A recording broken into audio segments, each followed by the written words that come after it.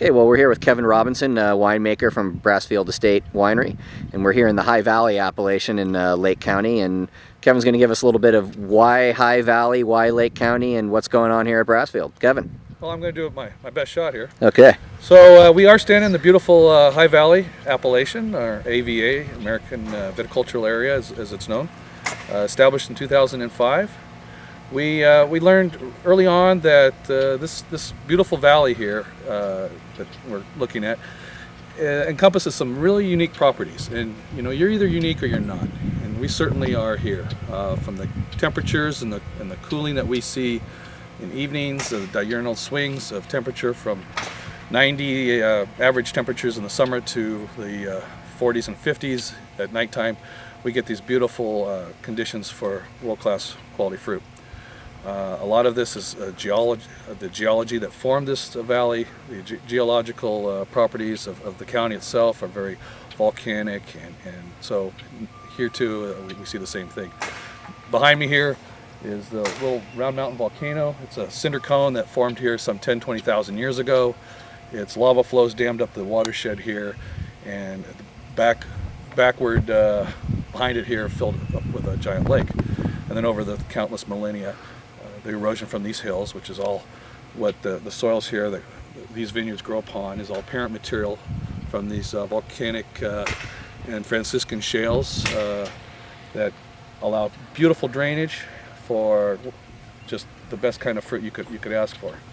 The cooler temperatures allow for better acid retention, allow for longer hang time, so that we get a little bit more the fruit concentration and a little more extraction and really good flavor development out of this fruit here. We grow 21 varieties because we have a lot of different microclimates here on about 260 acres of estate vineyards. Great. Now, Kevin, you mentioned that you had started out down in Rutherford in the Napa area and came up here about 10 years ago with Mr. Brassfield, the owner, and kind of what was some of the motivation that prompted you guys to pick this area, pick Lake County, and all that good stuff? Well, Jerry had this property for some almost 40 years now as a cattle ranch, and it's almost 2,500 acres here. And I had worked with a little bit of fruit from the other side of the valley, the Clay Shannon farms, and it's some Syrah, and I took it to Rutherford Hill and made a really beautiful, high color extracted Syrah with lovely varietal character. And so I was already up here snooping around. I lived in this county for long before I moved here or started working with Jerry, but I saw a lot of potential in this region, and which prompted me to really study it and learn more about it. And here we found that this valley floor is so cold that we can grow some cooler climate varieties such as Riesling, Gewürztraminer, Pinot Grigio, and even Pinot Noir here in an inland area like Lake County. So you mentioned that this was a bit of an intersection of cold airflow. Can you explain that a little bit? Certainly. Because we are orientated east-west, it's a lateral, laid-out valley, which is unique and different from most of the coastal ranges up and down California, which run north and south.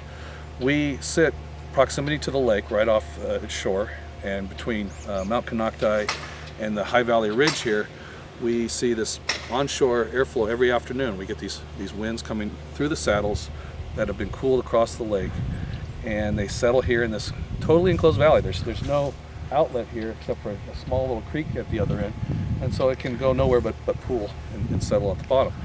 We back up here to Mendocino National Forest, which go up to 7,000 foot peaks, and we're here at about 500 feet above lake level at almost 1,800 feet in elevation where we stand at sea level. So our grapes even go up to almost 3,000 feet for some of the red varieties. Great. So down here on the floor, it's primarily white varietals. Is that correct, in Pinot Noir? Primarily whites and Pinot Noir, exactly. Okay, great. And what are the red varietals you guys do up on the slopes? On the hills tops, we'll do Zinfandel, many of the Rhones, Syrah, Mourvedre, Grenache, Petite Syrah, and we dabble a little bit in the Bordelais as well, so Cab, Merlot, and so on. Excellent. Great. Well, thanks. I think our next stop is you'll show me a few soil samples inside, right? Absolutely. Okay, cool. Okay, so we're back with Kevin Robinson here. We're inside their office space and temporary tasting room at Brassfield Estate Winery, and he's going to show us a little bit about the soils they got going on here in High Valley.